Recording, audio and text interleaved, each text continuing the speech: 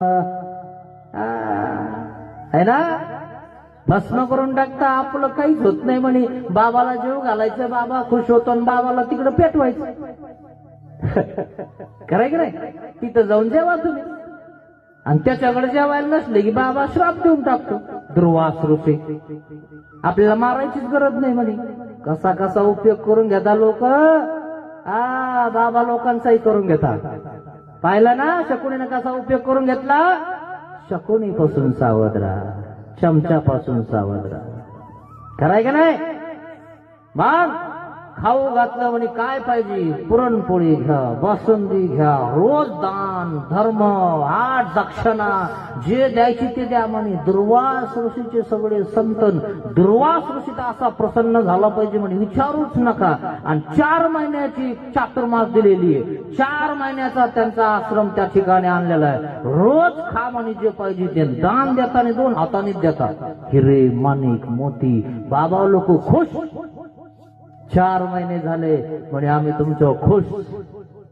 हो म्हणे काही मागून घे ना मग दुर्योधना, जे पाहिजे ते माग.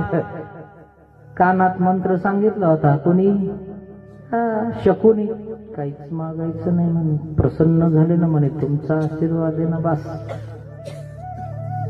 मागून घे म्हणे दुर्योधना, तुला पाहिजे ते. दुर्वास ऋषी, तुमच्या आशीर्वादाने मला काही कमी आहे का?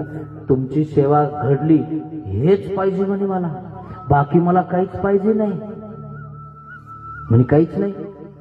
मंत्र दिलाच होता, पण एक खतखत राहिली म्हणे माझ्यावाली.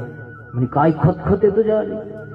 आमचे भाऊ वनवासात गेले, त्यांना असा पराक्रम केला आणि हे मला चांगलं नाही वाटत. मग त्यांच्या घरी जाऊन तुम्ही जेवण करा, त्यांना लाभ झाला पाहिजे की नाही? मला घडलं, त्यांना घडलं पाहिजे का नाही? हा. आता बाबा तो दुप्पट खुश झाला.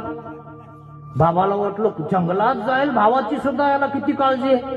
आता बाबाचा सत विचार, चांगला विचार, पण हे चमच्याने सांगितलेला विचार हे बाबाला कुठं कळालं? खरंय की नाही? शकुनीला.